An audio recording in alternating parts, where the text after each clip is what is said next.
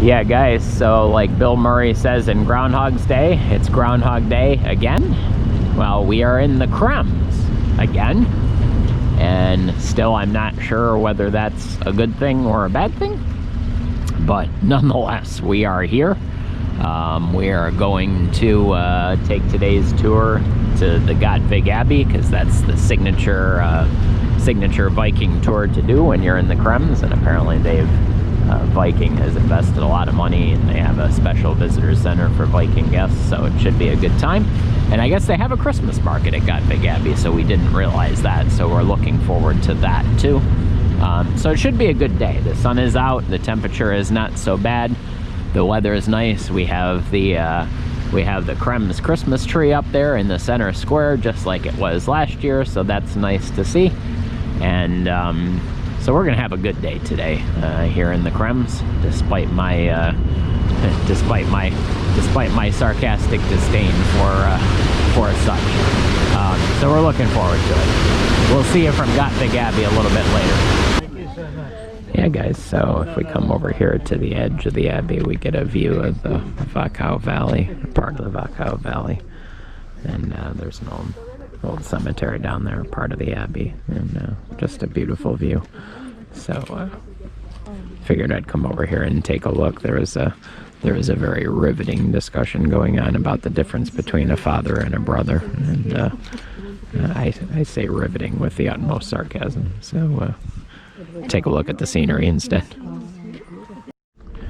Yeah, guys, so what our tour guide told us is a lot of the Abbey, there was a fire that destroyed the Abbey some time ago, and a lot of the details are painted on. Like, for example, you have one working clock up there, and then painted on clocks on that tower, and there's some painted on windows and that kind of thing. When they rebuilt the Abbey, they didn't have enough money to finish everything, so that's why you don't see complete windows and complete clocks and that kind of thing. They ran out of money after they were rebuilding the Abbey.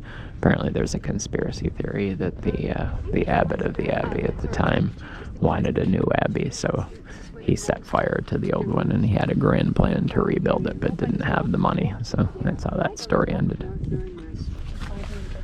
Yeah, guys, and whenever we come and see churches like that, this is exactly kind of the attitude that we treat it with. It's a sort of like just like any other landmark. Okay, guys, so we are now inside a wing of the Abbey. Apparently this particular wing was built for visiting emperors to stay, because back in the day when emperors traveled, they evidently stayed in monasteries and abbeys. There certainly weren't hotels at the time, and this right here is special access. We actually had to get in here with our tour guide had a lock and a key, so this is for Viking tour people only. And if we look at the ceiling,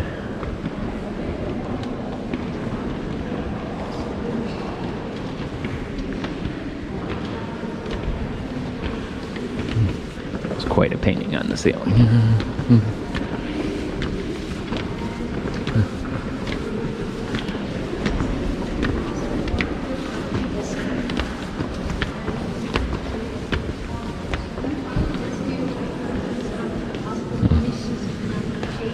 Interestingly, they have a reflective mirror.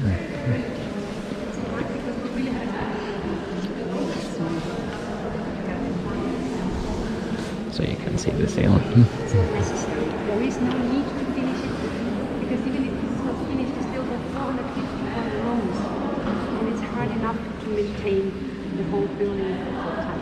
Because at the beginning, half of our monks taking care of the parish. Yeah, guys, so we're out on the balcony of the monastery here, and there's a wonderful shot of the Wachau Valley, and looking over what I presume is the city of Krems. And I know Melk is not too far away from here, so one of those is probably the city of Melk as well. Actually, that down there, I believe, because I recognize the one yellow structure, is the city of Krems. So beautiful shot of the Wachau Valley here from the Göttweig Abbey. Yeah, guys, and on our way back from Göttweig Abbey, we actually docked and the ship moved, and we're in a place called Tulln, and they have a neat monument here, right at the edge of the river. And overall, it's a pretty neat little city. They've got all sorts of little shops, and the downtown district is decorated. And we came over a neat suspension bridge to get here.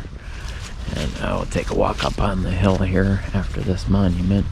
And there's our ship, the Viking Bar, and there was a neat suspension bridge down there that we went over. And it's too bad. We may recommend to Viking that they just dock here going forward, and the people that want to ride to the Abbey can ride to the Abbey, and those people that want to walk around Tulln can walk around Tulln, because there's some museums and shops and all sorts of neat stuff to do. So too bad, missed opportunity.